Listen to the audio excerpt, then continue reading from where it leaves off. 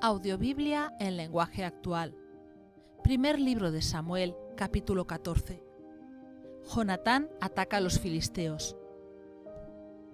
Saúl acampó en Migrón, bajo un árbol, en las afueras de Gibeá. Con él estaban 600 soldados y el sacerdote Agías, que era hijo de Ahitub y sobrino de Icabod. Su abuelo era Finés, hijo del sacerdote Elí, que había servido a Dios en Silo. Jonatán le dijo al joven que le ayudaba a cargar su armadura: «Ven, acompáñame al otro lado. Vamos a acercarnos al ejército de los filisteos. Aunque somos pocos, con la ayuda de Dios los vamos a derrotar». Su ayudante le respondió: «Haga usted lo que mejor le parezca. Por mi parte, yo la apoyaré en todo». Jonatán se fue sin que nadie lo supiera, ni siquiera su padre.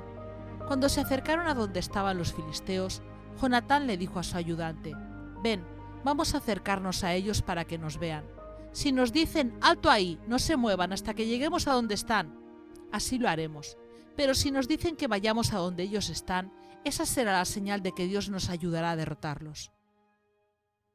Entonces se acercaron, y cuando los filisteos los vieron, se dijeron unos a otros: «Miren, los israelitas ya están saliendo de sus escondites».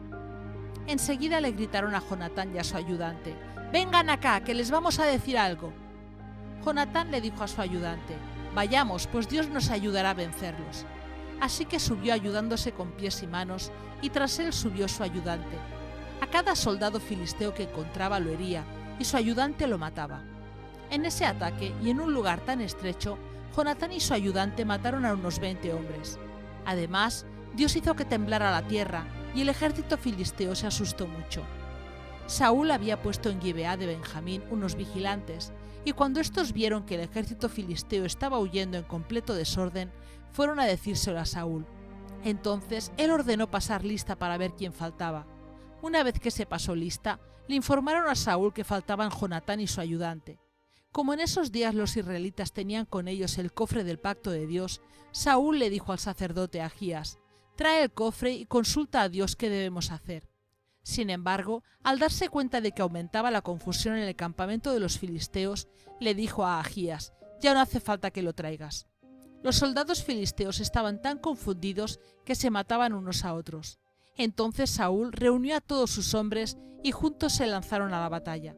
Durante mucho tiempo algunos israelitas habían sido obligados a formar parte del ejército filisteo, pero en ese momento se unieron al ejército de Saúl y Jonatán.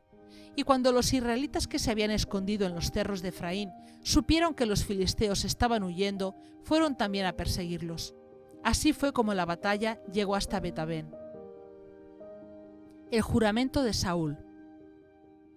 Todos los israelitas estaban muy cansados, pero ninguno de ellos había comido porque Saúl había hecho este juramento: «Todo el que coma algo antes del anochecer y antes de que me haya vengado de mis enemigos será condenado a muerte». La gente tenía mucho miedo del juramento de Saúl, así que cuando llegaron a un bosque donde había mucha miel, ninguno de ellos se atrevió a probarla. Como Jonatán no estaba enterado del juramento que había hecho su padre, tomó miel con el palo que llevaba en su mano, y en cuanto la probó, cobró nuevas fuerzas. Pero uno de los soldados le dijo: «Su padre ha hecho un juramento. Cualquiera que coma algo hoy quedará bajo maldición y será condenado a muerte. Por eso, aunque estamos muy cansados, no hemos comido nada». Jonatán respondió: «Con ese juramento mi padre le ha hecho mucho daño al pueblo. Si yo con un poco de miel he recobrado las fuerzas, imagínense cómo habría sido si el ejército hubiera comido hoy de la comida de nuestros enemigos. Su victoria habría sido mayor». La batalla se extendió desde Micmas hasta Ayalón, y no paró hasta que los israelitas derrotaron a los filisteos. Pero los israelitas terminaron muy cansados, así que esa misma noche tomaron las ovejas, vacas y terneros que les habían quitado los filisteos y los mataron, comiéndose la carne con todo y sangre. Pero alguien le dijo a Saúl: «La gente está comiendo carne con sangre, y Dios nos ha prohibido hacer eso». Enojado, Saúl dijo: «Ustedes nunca obedecen a Dios. Tráiganme pronto una piedra grande y díganle a la gente que traiga aquí su toro o su oveja, que los maten aquí y se los coman sin sangre. Así no ofenderán a Dios». Esa misma noche cada uno llevó su propio toro y lo sacrificó allí. En ese lugar, Saúl construyó por primera vez un altar para adorar a Dios. Luego les dijo a sus soldados: No pasará esta noche sin que acabemos con los filisteos y nos quedemos con todas sus pertenencias. Y ellos le contestaron: haremos todo lo que usted nos mande. Pero el sacerdote le dijo: primero debemos consultar a Dios. Entonces Saúl le preguntó a Dios: ¿puedo perseguir a los filisteos? ¿Nos ayudarás otra vez a vencerlos? Pero Dios no le contestó. Así que Saúl les dijo a los jefes de su ejército: acérquense y díganme por culpa de quién Dios no me responde. Les juro por Dios que morirá, aunque se trate de mi hijo Jonatán. Pero ninguno le respondió. Entonces Saúl le dijo a todo el pueblo: pónganse ustedes de aquel lado, y mi hijo Jonatán y yo nos pondremos de este otro. Y el pueblo le respondió: haremos todo lo que usted nos mande.